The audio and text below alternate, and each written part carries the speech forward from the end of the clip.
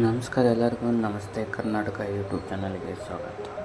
ಈ ಕಮೆಂಟ್ ನಿಮ್ಮದು, ಪ್ರಯಾಣ ನಮ್ಮದು. ಇವತ್ತು ನಾವು ನೋಡ್ಕೊಂಬರೋಣ ಹಂಪಿಯ ತುಂಗಭದ್ರತೆಯಲ್ಲಿರುವ ಚಿಂತಾಮಣಿ ದೇವಸ್ಥಾನ. ಬನ್ನಿ ಅನ್ಕೊಂಬರೋಣ. ಇದು ಚಿಂತಾಮಣಿ ದೇವಸ್ಥಾನ.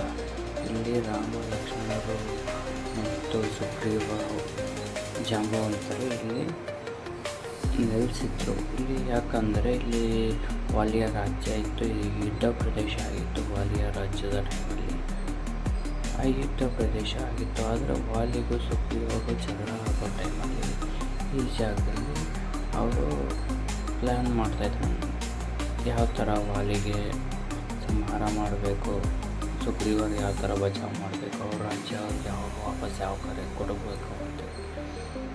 ಇದೇ ಜಾಗದಲ್ಲಿ ರಾಮ, ಲಕ್ಷ್ಮಣ, ಸುಗ್ರೀವ, ಜಾಂಬವಂತರು, ಹನುಮಂತರು ಕೂತ್ಕೊಂಡು ಅದು ಒಂದು ಯಾವ ವಿಧಾನವಾಗಿ ವಾಲಿ ಸಂಹಾರ ಮಾಡಬೇಕು ಅಂತೇಳಿ ಮಾಡಿ ವಾಲಿಯನ್ನು ಸಂಹಾರ ಮಾಡಿದಂಥ ಜಾಗ ಇದು.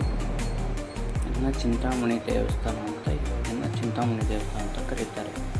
ಇದೇ ಜಾಗ ನೋಡಿ ವಾಲಿಯನ್ನು ರಾಮಚಂದ್ರ ಪ್ರಭುಗಳು ಸಂಹಾರ ಮಾಡಿದಂಥ ಜಾಗ ತುಂಗಭದ್ರಾ ದೇವಸ್ಥಾನ. ಇದು ಇನ್ನೊಂದು ವಿಶೇಷ ತೋರಿಸ್ತೀನಿ. ಕೋದಂಡರಾಮ ದೇವಸ್ಥಾನ ಇದೆ ಹಂಪಿಯಲ್ಲಿ. ಅಲ್ಲಿ ಒಂದು ಕೊಳಾಯಿ ಇದೆ. ರಾಜ ಕೃಷ್ಣರಾಜ ಒಡೆಯರು ಆ ಟೈಮಲ್ಲಿ ಕಟ್ಟಿಸಿದಂಥ ಕೊಳಾಯಿ ಇನ್ನೂ ಒಂದು 500 ವರ್ಷಗಳಾದ್ರೂ ಇನ್ನೂ ಕೆಲಸ ಮಾಡ್ತಿದೆ. ಇನ್ನೂ ಚೆನ್ನಾಗಿ ಕೆಲಸ ಮಾಡ್ತಿದೆ. ನೋಡಿ ನಮ್ಮ ಪೂರ್ವಜರ ಟೆಕ್ನಾಲಜಿ ಯಾವ ಥರ ಇದೆ ಅಂತ. ಇದ್ರ ವಿಡಿಯೋಗೆ ಇನ್ನೂ ಕಮೆಂಟ್ ಮಾಡಿ, ಶೇರ್ ಮಾಡಿ.